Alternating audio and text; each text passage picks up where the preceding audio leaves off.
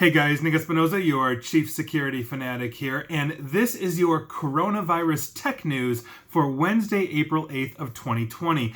And if you hear ambient noise behind me or in this recording, I am very sorry because we have a very heavy rainstorm going on, so I apologize in advance. But let's dive right in because there's a lot of very interesting things that are going on right now. And the first thing that we're going to be talking about is Apple, because a lot of people use Face ID, but thanks to the coronavirus pandemic, they may have a slight problem. Their phones are not recognizing them when they have their masks on. Now, this may make it harder when you go out to a store and you've got your ideally N95 mask on and you need to access your phone to move money. So I do that. For example, I usually I have a checking account that is hooked up to a debit card, and I have almost no money in it usually. And so when I go out and I know I need to get things, I typically open up my phone and I transfer money into there. That way, if my credit card is stolen, the attackers aren't getting any more than, let's say, $50 to $100 or whatever I need, and that makes it a lot more secure for me. So if I'm in a store and I can't be seen, and I don't use an Apple, but if I did and I had my mask on and the Face ID isn't hitting me or recognizing me, that's a very serious issue. But there are some workarounds here, if you weren't aware. And a lot of people set up Face ID and then just don't give it another thought. But as a basic workaround, you can simply type in your password, plain and simple. That might be a little harder with gloves on, as is the next one, like other biometrics like fingerprints that you can basically use to unlock your phone and go from there. But the reason why I'm talking about this is because there has been a really interesting workaround, and this was reported by the Wall Street Journal, that a woman actually 3D printed a mask of herself, and so when she puts the mask on, it actually still looks like her, and now her phone picks it up, and we are starting to see 3D printed masks that you can basically upload an image to, and they will print out that mask for you and send it to you. I'm curious to know how that's going to spoil facial recognition in the future if you are literally giving your face, that which unlocks your phone, away to a third-party company just to get a mask due to the entire coronavirus pandemic. But heads up, Apple users, you may have been experiencing this issue, as have droves that have been reporting on this, and I found that absolutely interesting. And next up, and finally, we're going to be talking about an article from Politico, because I think this has some major implications for cybersecurity and privacy here in the United States. Now, this Politico article is entitled, Kushners Team Seeks National Coronavirus Surveillance System. Now, for example, or not for example, but if you didn't know, Jared Kushner is President Trump's son-in-law and has apparently been tasked or has been given a task force outside of the official task force, which is Vice President Mike Pence.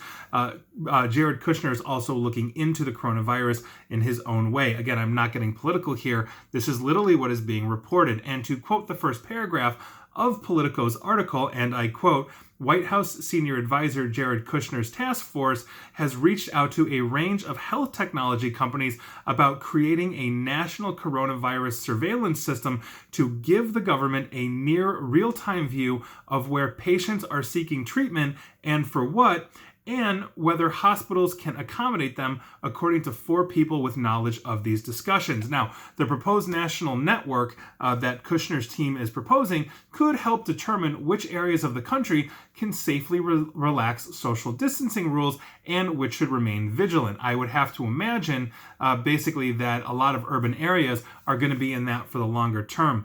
For example, downtown urban Chicago, the area that I live in, is basically a ghost town. Everybody is hunkered down and all of that. It's going to be a lot better or a lot more relaxed, I would have to imagine, the more rural you go. Once you get out of the Chicagoland area, Illinois is just a bunch of cornfields until you hit the next town. That is literally what this state is, and there you go.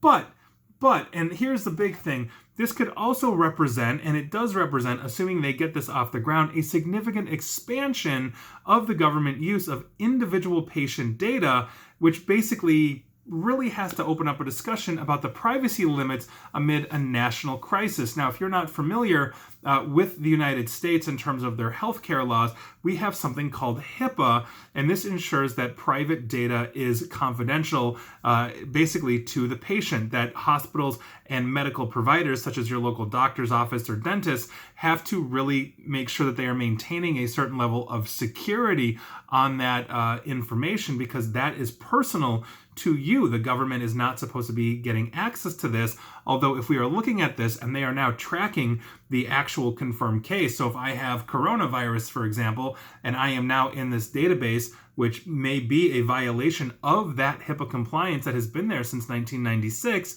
that could be a potential serious issue. Not to mention, let's say, a class action lawsuit, for the hundreds of thousands of confirmed cases that the United States has. We have over 400,000 cases. I actually have the number right here. We have 423,135 cases as of about 30 minutes ago from when I'm recording this, and odds are that is probably 10 times more than what we have, because we're not testing everybody and all of that. So that's a very serious problem that we have to have a discussion on, because should the government have this kind of issue? We are expecting our local hospital systems to protect us, to be supplied, and we have a national stockpile, that we are supposed to be getting, as the local stockpiles or the state stockpiles, and we have 50 states, starts to run out. That's part of what we pay taxes for.